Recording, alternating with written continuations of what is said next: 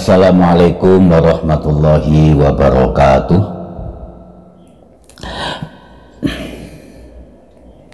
Alhamdulillah, assalatu wassalamu ala rasulillah wa ala alihi wa sahbihi wa mawalah. La hawla wa la quwata illa billah, amma ba'da. Pada pertemuan kemarin kita telah mengulas dan mengupas hikmah yang ke-9 sebagai kelanjutan dari hikmah yang ke-8.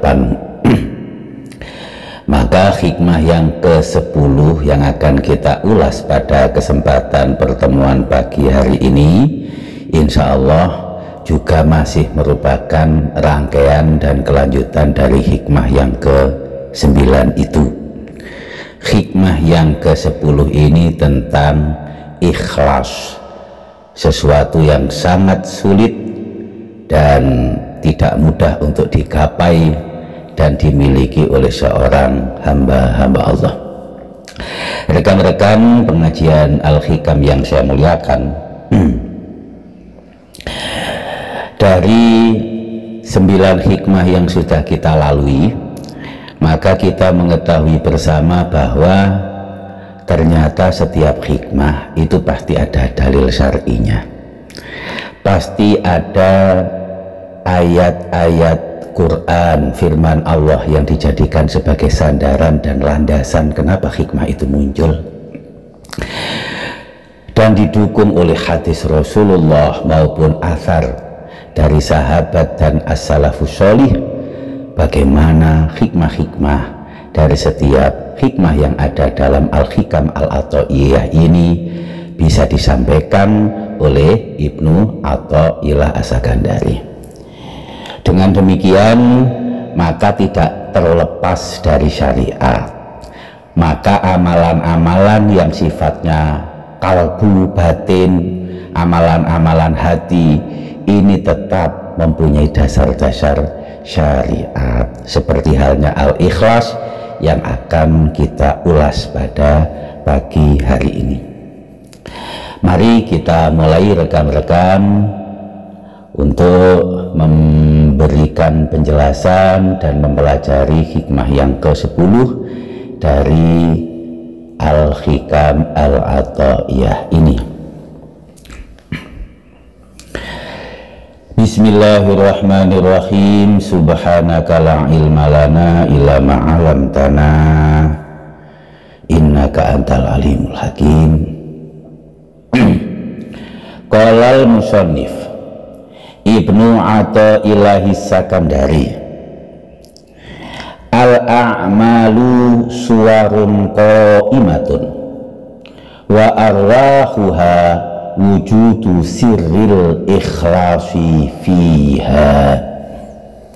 Terjemahnya, al-a'malu, amalan-amalan adalah suwarun qa'imatun, rupa-rupa yang terlaksana, yang tertampilkan, yang wujud dan ada. Wa arwahuha, sedangkan roh-rohnya amalan-amalan itu adalah wujudu sirril ikhlasi fiha, adanya sirrul ikhlas di dalam amalan-amalan tadi. Kita ulangi terjemahannya sekali lagi.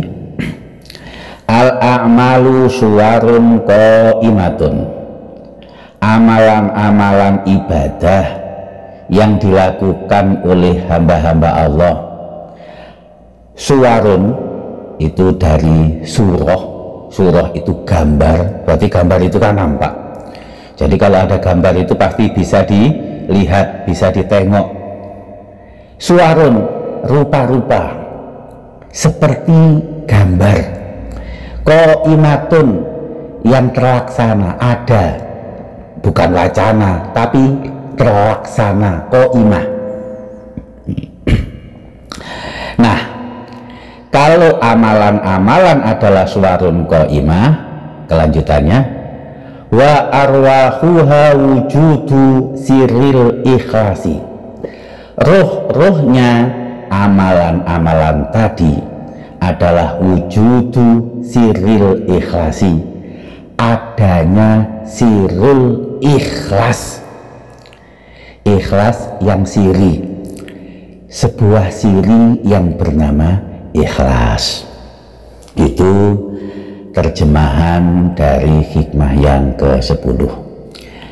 Mari kita kupas dan kita ulas dan kita baca lebih detail hikmah yang ke-10 ini. Al-a'malu suwarun qaimatun, bagian pertama. Wa arwahuha wujudu siril ikhlasi fiha, bagian kedua. Jadi seperti hikmah yang ke-9, hikmah ke-10 ini pendek dan terbagi menjadi dua bagian. Bagian pertama, al-a'malu suwarun qaimatun. Bagian kedua, wa arwahuha wujudu siril ikhlasi fiha. Bagian pertama, al-a'malu suwarun qaimatun, amal-amal seperti atau bagai rupa-rupa yang kelihatan, yang qaimatun juga terlaksana. Ini menjelaskan bahwa ibadah-ibadah yang dilakukan hamba-hamba Allah dalam rangka ubudiyah ini haruslah amal-amal yang sifatnya lahir, amal-amal yang sifatnya kelihatan, yang bisa terdeteksi oleh indrawi. Wa arwahuha wujudu siril ikhlasi fiha, sedangkan ruh-ruhnya amal adalah ikhlas yang ada di dalamnya. Ini bagian kedua dari hikmah ke-10 ini adalah aspek yang batin, aspek yang sifatnya ruhani. Karena ruhani maka dibahasakan arwah, ruhani. Amalan-amalan seorang hamba ketika dia beribadah dalam ibadah apapun itu haruslah berupa tindak tanduk dan aktivitas fisik yang kelihatan dan terlaksana, sementara dari aspek ruhaninya ada ruh yang terdapat dalam amalan tersebut. Ini bagian kedua, wa arwahuha wujudu siril ikhlasi fiha.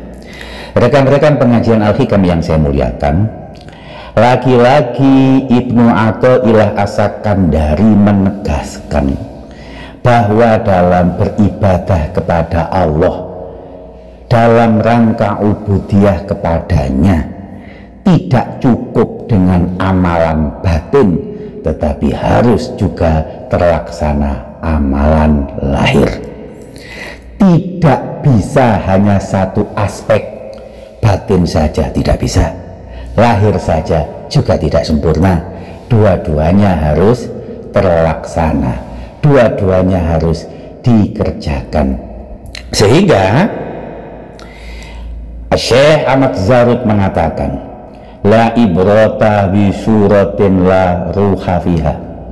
Tak ada nilainya amalan ibadah yang lahiriah saja tanpa ada ruh ikhlas. Kama annahu la qiyama li ruhin duna suratiha.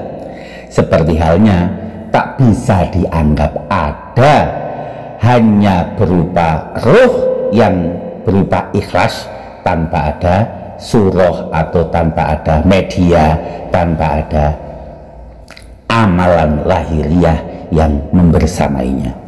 Rekan-rekan yang saya muliakan, dapat dengan mudah sekali kita simpulkan hikmah ke-10 ini, bahwa setiap amalan-amalan ibadah yang dilakukan oleh seorang hamba itu harus ada ikhlas di dalamnya. Semudah itu dan sesimpel itu sebenarnya. Tetapi mari kita membaca lebih jeli lagi. Bagian pertama, al-a'mal suwarun qaimatun. jelas bahwa amalan-amalan itu adalah sifatnya fisik, sifatnya dikerjakan oleh arkan, yaitu anggota organ tubuh kita yang lahiriah, harus bersifat nampak seperti ragawi. Nah, bagian yang kedua dari hikmah 10 ini yang nanti akan kita ulas lebih dalam. Wa arwahuha wujudu siril ikhlasi fiha. Ruh-ruh dari amalan itu adalah terdapatnya ikhlas. Ikhlas oleh Ibnu Atha dikatakan sirrul ikhlas. Siri, sesuatu yang halus, sesuatu yang lembut, sesuatu yang bahkan dikatakan rahasia. Ikhlas itu adalah sir itu adalah ikhlas. Rekan-rekan yang saya muliakan, sudah disepakati oleh kita semua, innad dina indallahil Islam, bahwa din yang diridhoi Allah itu adalah Islam.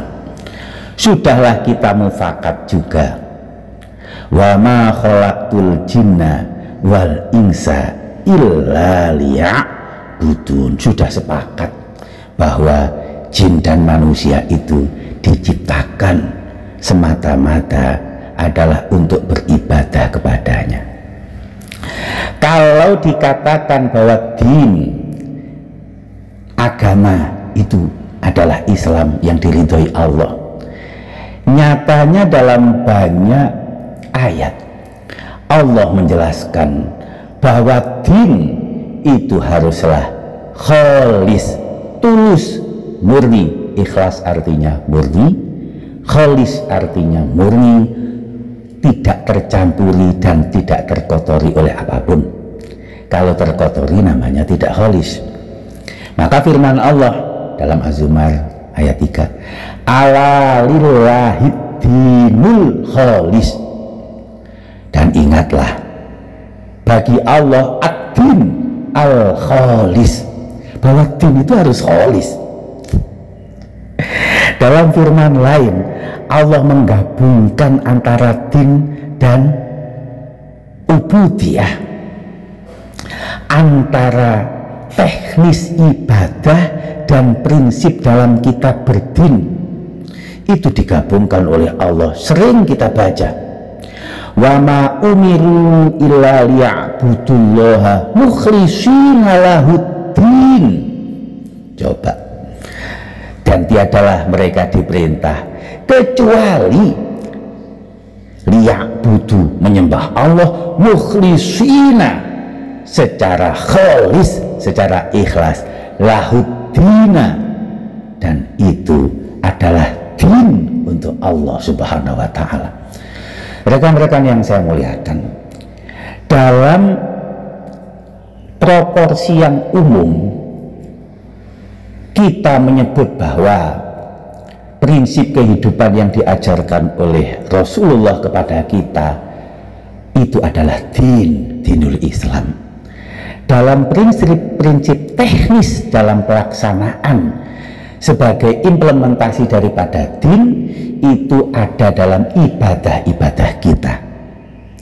Baik din yang sifatnya umum tersebut, baik ibadah yang sifatnya teknis tersebut, Allah memerintahkan kedua-duanya dilakukan secara ikhlas, dan orang yang melakukannya disebut mukhlis dalam firman Allah Al-Bayyinah ayat 5. Rekan-rekan yang saya muliakan, maka ada dalam Al-Quran satu surat yang bahkan disebut oleh Allah sebagai surat Al-Ikhlas. Qul huwallahu ahad, Allahu somad, lam yalid walam yulad walam yakul lahu kufuwan ahad. Ini tidak ada ikhlasnya, tidak ada tulisan ikhlasnya, tercantum ikhlasnya, tidak ada. Seperti surat Fatihah, dinamakan Fatihah dari Alhamdulillah sampai waladhdallin, tidak ada Fatihahnya. Dan rekan-rekan yang saya muliakan, dari berbagai derajat rohani yang dimiliki oleh seseorang yang ingin dicapai dan digapai oleh hamba-hamba Allah. Ada sabar, ada zuhud, ada qanaah, ada ridho, ada taslim, dan seterusnya. Di Al-Quran hanya 2 yang dijadikan nama surat. 1 surat Taubat, 2 surat Al-Ikhlas. Rekan-rekan yang saya muliakan, Ibnu Atha mengatakan, wa arwahuha sirrul ikhlasi fiha. Ini memang betul-betul sangat jeli Ibnu Atha mengatakan, dan merumuskan hikmahnya itu sangat jeli sekali. Karena sirrul ikhlasi itu bukan sekedar dinamakan sirrul ikhlas atau dikatakan oleh Ibnu Atha sirrul ikhlas begitu saja, tidak. Ternyata sirrul ikhlasi itu oleh Ibnu Atha diambilkan dari hadis Rasulullah Muhammad Sallallahu Alaihi Wasallam. Ketika beliau ditanya, wahai Nabi, mal ikhlas, Nabi, apa ikhlas itu? Ikhlas itu apa? Kemudian Nabi Muhammad menjawab, aku bertanya kepada Jibril, apa itu ikhlas? Nabi ditanya oleh sahabat, kemudian sahabat yang bertanya itu dijawab oleh Nabi. Ini adalah hadis dari Hudzaifah Al-Yamani. Kemudian Nabi menjawab, sa'altu Jibril, aku bertanya pada Jibril. Kemudian Jibril menjawab, sa'altu Rabbal Izzah, aku bertanya kepada Allah Rabbal Izzah, ikhlas itu apa? Kemudian ada hadis yang disampaikan dalam bentuk hadis qudsi, ikhlas itu adalah sirrun min sirri, siri dari siriku, kata Allah dalam hadis qudsi ini. Istaudatuhu qalbaman ahbabtuhu min ibadi, yang aku titipkan, yang aku letakkan siriku itu pada hati orang yang aku cintai dari hamba-hambaku. Masya Allah, ikhlas adalah siri rahasia Allah, adalah suatu kelembutan milik Allah. Siri min asrorillah, satu siri dari sirinya Allah yang oleh Allah diwadiahkan, dititipkan, diletakkan pada hati orang yang dia cintai dari hamba-hambanya. Maka Ibnu Athaillah mengatakan sirrul ikhlasi, yaitu suatu siri yang bernama ikhlas. Rekan-rekan yang saya muliakan, ikhlas itu kan sudah sangat lembut. Ikhlas itu kan sudah sangat sulit dideteksi. Ikhlas itu kan dalam relung hati yang dalam, itu sudah sulit untuk dideteksi, bahkan oleh nafsu kita sendiri. Tetapi masih disebutkan lagi bahwa ikhlas itu adalah siri. Bagaimana kita bisa untuk mengetahui dan mendeteksinya? Sesuatu yang sudah sangat lembut dilembutkan lagi, dan itu merupakan rahasia dari Allah Subhanahu wa Ta'ala. Oleh karenanya, rekan-rekan yang saya muliakan, demikian sirinya ikhlas itu. Dalam beberapa kelanjutan, ada yang mengatakan ini kelanjutan hadis, ada yang mengatakan ini adalah asar dari para sahabat atau salafus sholih. Sebegitu sirinya ikhlas itu, sampai ada kelanjutannya, la yashhaduhu malak, malaikat pun tidak bisa melihatnya. Sehingga apa? Layak tubuh, malaikat pun nggak bisa melihatnya, sehingga untuk mencatatnya nggak bisa. Dan iblis nggak bisa juga melihatnya untuk layuf situ, sehingga iblis nggak bisa merusaknya. Bahkan orang yang melakukan amal ibadah itu pun tidak tahu bahwa dia ikhlas, sehingga la yumilu ilaihi, sehingga dia tidak condong kepadanya. Rekan-rekan yang saya muliakan, oleh karenanya seorang sufi Sahal bin Amr bin Abdullah dalam Ihya, ketika beliau ditanya apa yang paling berat, ma asyaddu ala nafs, apa yang paling berat untuk diri, untuk nafsu, jawabannya adalah al-ikhlas, ikhlas. Karena ikhlas itu la nasibalaha, tak ada bagian sedikit pun bagi nafsu dan bagi diri. Rekan-rekan yang saya muliakan, ikhlas disebut oleh para ulama dalam definisi yang banyak sekali. Tasawuf definisinya banyak. Ikhlas, istilah ikhlas itu juga pengertian dan takrifnya banyak sekali. Namun bisa kita telusuri bahwa ikhlas itu dari kata yang artinya murni, yang artinya tidak tercampuri, yang artinya tidak terkotori, itu namanya ikhlas, kholis, khulus. Karena tidak campuri, karena murni, karena tidak terkotori, maka ikhlas bisa diartikan sebagai ibadah yang murni karena Allah, tidak ada yang lain. Ibadah yang murni karena dia, untuk dia yang hak, tidak ada yang lain. Itu namanya ikhlas.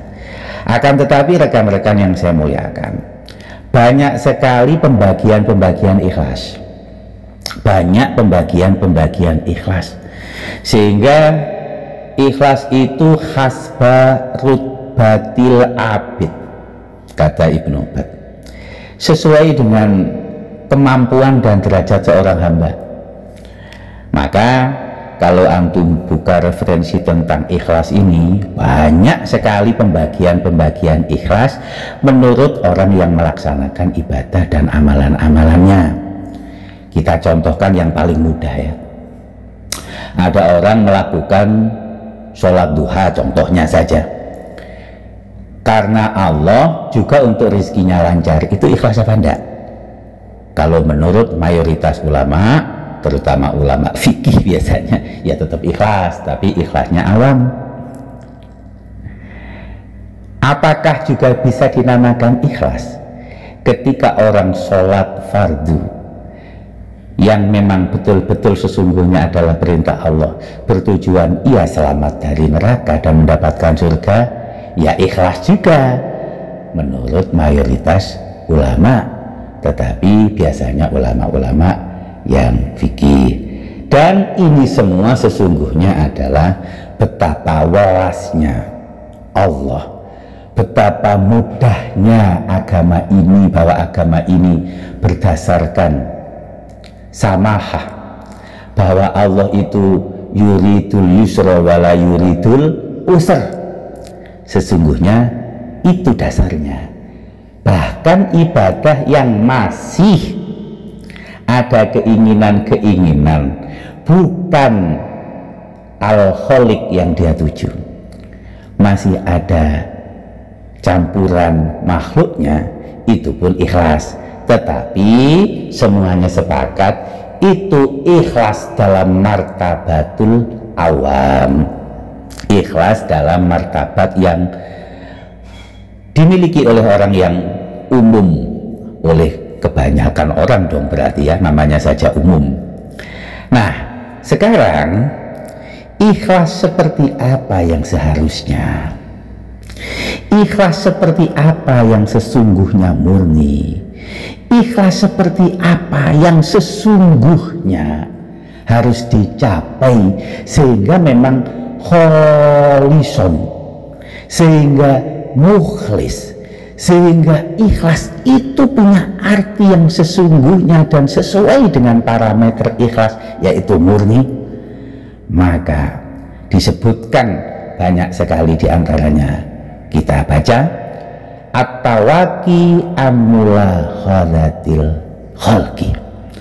Ikhlas itu terjaga dari bahkan lirikan makhluk, pandangan makhluk.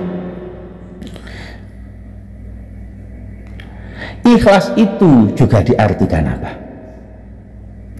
Ikhlas itu diartikan ketika antara pujian dan antara cacian dari makhluk manusia itu menjadi sama, istiwaul madhi wazami minal amah.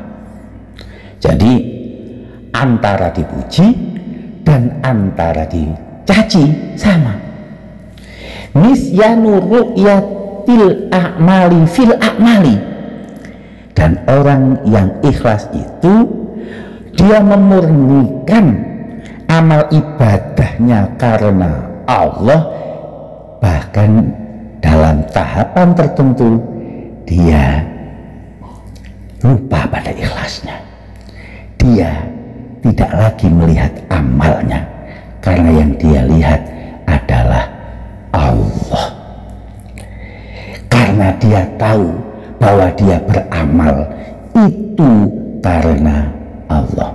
Rekan-rekan yang saya muliakan, dalam setiap sholat kita selalu membaca Fatihah. Dalam konteks ikhlas, para mutasawwifin mengaitkan keikhlasan kita, keikhlasan saat kita menghadap kepada Allah, beribadah kepadanya, dengan iyyaka na'budu wa iyyaka nasta'in. Saat mengatakan iyyaka na'budu, iyyaka hanya kepadamu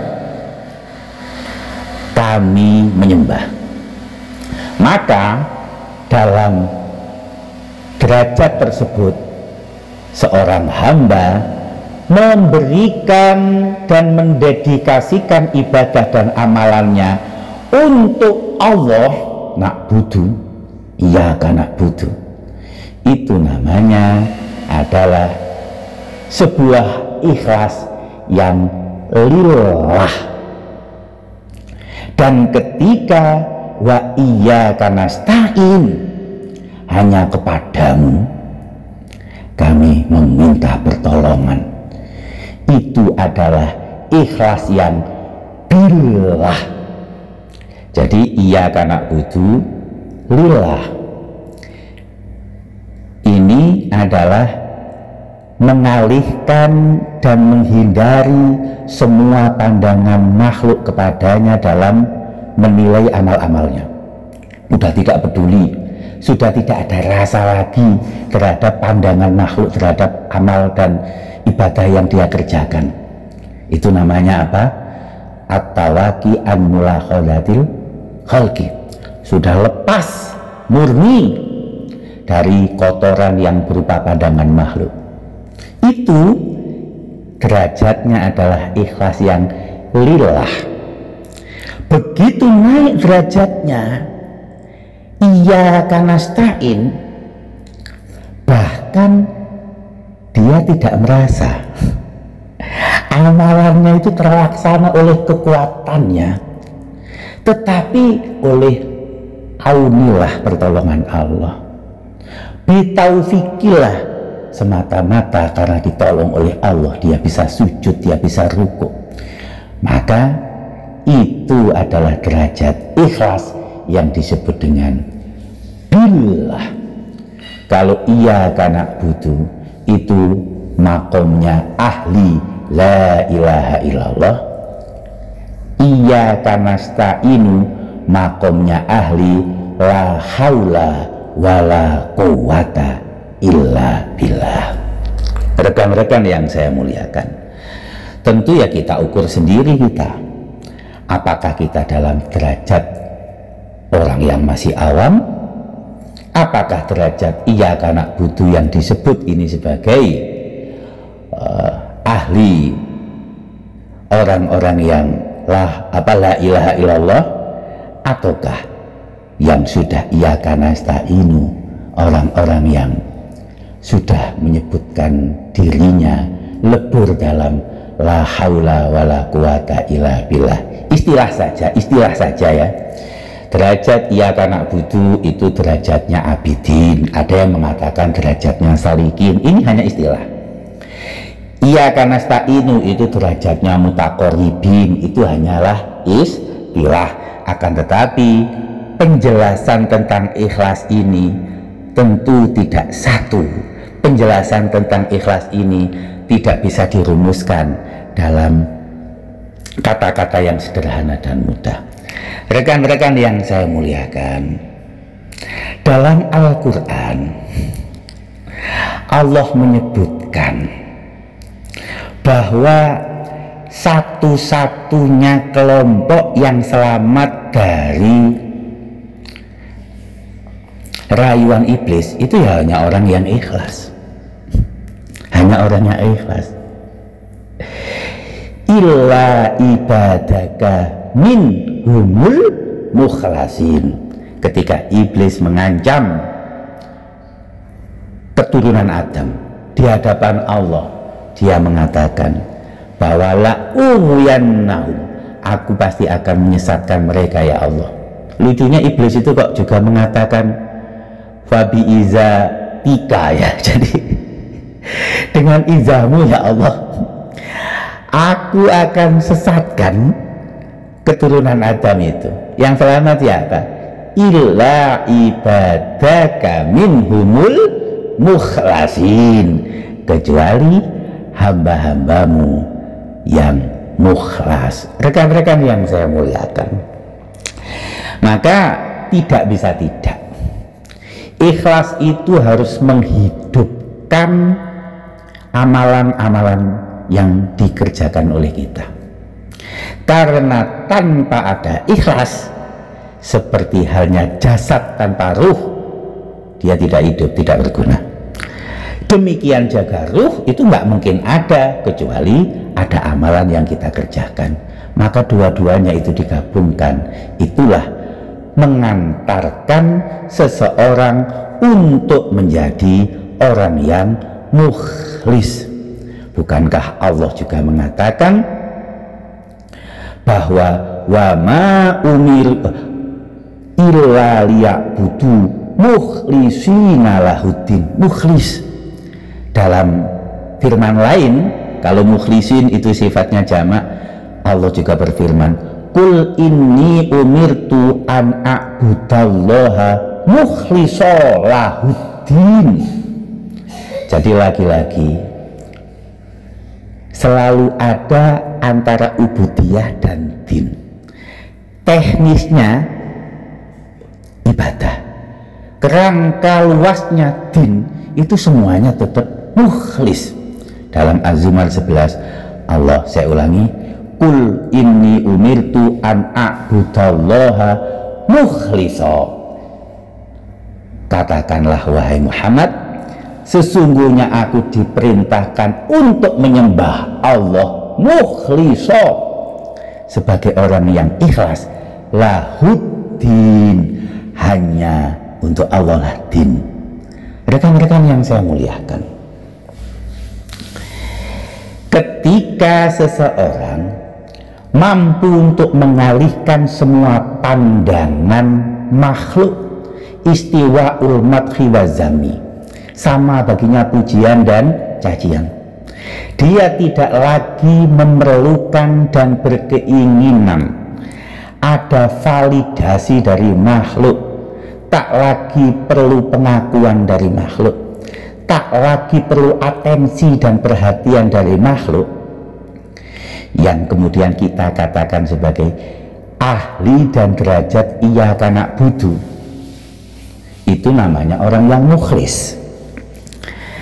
Ketika sudahlah bahkan lenyap perasaan berat pada amalnya, lenyap penglihatan kepada amalnya sendiri, mulahadhatun nafsi sudah tidak ada. Bahkan dia tidak ingat kepada amalannya sendiri, karena yang dia ingat itu adalah Allah, yang dituju adalah Allah. Dan dia punya perasaan yang hakiki bahwa amalannya itu adalah bitaufikillah wa auni. Maka itulah orang yang mukhlas, orang yang diikhlaskan oleh Allah. Jadi kalau masih merasa ada amalan yang mengantarkannya, itu mukhlis. Tapi ada lagi derajat ikhlas yang dimana murni, betul-betul murni, tiada lagi pandangan diri apalagi pandangan makhluk lain kepadanya. Itulah disebut dengan mukhlas. Dalam surat As-Saffat berkali-kali Allah mengatakan illa ibadallahil mukhlasin, 4 kali. Illa ibadallahil mukhlasin. Dan Allah juga menyebutkan bahwa mukhlas itu sifatnya dan derajatnya. Sebagian para nabi secara eksplisit oleh Allah disebutkan, wazkur fil kitabi Musa innahu kana mukhlasa wa kana rasulan nabiyya, dalam Maryam 51. Jadi Nabi Musa itu derajatnya sudahlah derajat yang mukhlas, derajat yang mukhlas, bukan lagi mukhlis. Tetapi untuk bisa menjadi mukhlas, orang itu harus mukhlis dulu. Untuk bisa iyyaka nasta'in, orang itu harus iyyaka na'budu dulu. Untuk bisa mencapai la haula wala quwata illa billah, harus la ilaha illallah dulu, harus lillah sebelum billah. Rekan-rekan yang saya muliakan, maka tahapan-tahapan dan derajat yang dicapai dalam ikhlas itu memang sesuatu yang sangat berat, teramat berat. Dan Imam Al-Ghazali dalam Ihya mengatakan orang yang paling rentan terhadap penyakit tidak ikhlas itu adalah para ulama. Mauidhah, tausiah, khutbah, mengajar, taklim, ada perasaan senang dipuji, ada senang dan suka ketika banyak yang melihat, merasa terzalimi ketika ada yang berbeda pendapat dengannya. Itu sama sekali belum menjadi ikhlas, bahkan mukhlis saja belum, apalagi mukhlas. Rekan-rekan yang saya muliakan, sudahlah kita maklumi bersama bahwa ikhlas itu selalu terkotori oleh riya. Inna ahwafa ma akhafu alaikum asyirkul asghar. Hadis riwayat Malik bin Anas. Rasulullah mensabdakan bahwa yang paling aku khawatirkan kepada kalian adalah syirik yang kecil. Syirik kecil itu apa? Yaitu riya. Riya itu mudahnya kan terlihat, suka dilihat, mengharap dilihat, ingin dilihat oleh sesama makhluk, itu riya. Ketika kemudian bahkan diri sendiri melihat diri, itu bukan lagi riya, tapi namanya ujub. Namanya ujub. Merasa dirinya itu melihat terhadap apa yang dia lakukan, itu ujub. Dalam hadis lain Rasulullah menyatakan, sama Anas bin Malik yang meriwayatkan, laulam takunu tutnibun, andai kalian nggak berdosa, kalian melakukan ibadah nggak berdosa kalian, la khiftu alaikum ma huwa akbaru min dalik, aku khawatirkan apa yang lebih dahsyat dan lebih besar dari itu. Kalian nggak berdosa, kalian nggak melakukan dosa, tapi ada yang aku khawatirkan. Nabi mengatakan 2 kali al-ujbah, al-ujbah, ujub-ujub, ujub-ujub. Ada yang dibaca nasab, dalam hadis lain juga ada yang dibaca rafa, al-ujbu, al-ujbu, ujub-ujub. Rekan-rekan yang saya muliakan, sungguh sangat tak pantas sekali seorang hamba yang dia tahu bahwa semua hakikat dalam kehidupannya adalah milik Allah, bahwa pujian alhamdulillah, kita menerjemahkannya aja jelas, alhamdulillah, segala puji bagi Allah, baik pujian minal qadim ilal qadim, minal qadim ilal hadis, minal hadis ilal qadim, minal hadis ilal hadis. 4 penjuru pujian itu hakikatnya milik Allah. Bagaimana kita mengharapkan pujian sementara semua pujian milik Allah? Bagaimana kita mengharapkan pujian dari sesama sementara yang berhak dipuji itu Allah? Manusia, kita semua, alam dunia adalah taksirnya saja, adalah media duniawi yang sunatullah itu menjadikan media duniawi termasuk kita adalah dalam rangka menyaksikan kuasa Allah, perkasa Allah, kudrat Allah, wahdaniyah Allah, dan segala apapun tentang sifat dan asma Allah. Bagaimana kita bisa mengeklaim itu kita? Maka orang yang betul-betul hatinya ikhlas itu bahkan mengerti kesemuanya itu adalah milik Allah, lillah, bahkan billah. Oleh karenanya rekan-rekan yang saya muliakan, al-a'malu suwarun qaimah wa arwahuha sirrul ikhlasi fiha. Mari kita perhatikan hikmah yang sangat pendek ini. Amalan-amalan dibuat jamak, arwah dibuat jamak, ruh-ruhnya arwah itu dibuat jamak. Tetapi ketika mengatakan sirrul ikhlasi, mufrad hanya satu.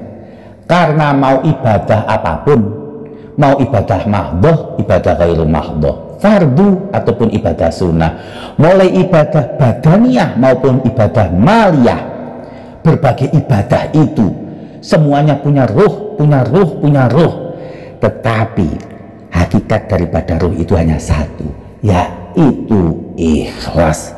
Bentuk ikhlasnya hanya satu, baik dalam ibadah apapun yang berbagai macam ragam itu, baik dalam ibadah yang banyak sekali yang kita lakukan itu, hanya satu yang menjadi ruhnya, yaitu sirrul ikhlas. Dan ingat, sirrul ikhlas itu adalah siri dari Allah yang Allah titipkan pada hati seorang hamba yang dia cintai.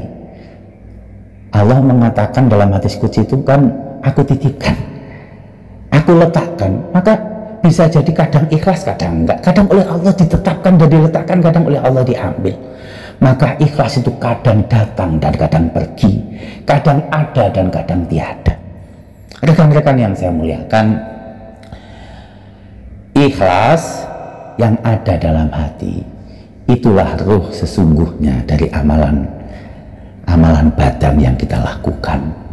Untuk mencapai ini tentu sesuatu yang tidak mudah, karena memang hanya mereka yang mukhlis dan kemudian mampu untuk mukhlas, dan mereka yang bisa beramal karena Allah sehingga kemudian mampu ditingkatkan menjadi beramal dengan murni aunillah dan taufikillah. Hanya merekalah yang sesungguhnya bisa menyelamatkan diri dari bisikan dan rayuan iblis. Itulah hikmah yang ke-10 ini, mudah-mudahan bisa kita pahami bersama, karena ini memang mudah untuk dijelaskan sebenarnya tetapi teramat sangat sulit untuk dikerjakan. Mudah-mudahan kita senantiasa oleh Allah diberi taufik dan ma'unah untuk dapat senantiasa beribadah kepadanya dengan ikhlas. Al-afa minkum, kurang dan khilafnya saya mohon maaf. Wallahul muwaffiq ila aqwamit thoriq. Wassalamualaikum warahmatullahi wabarakatuh.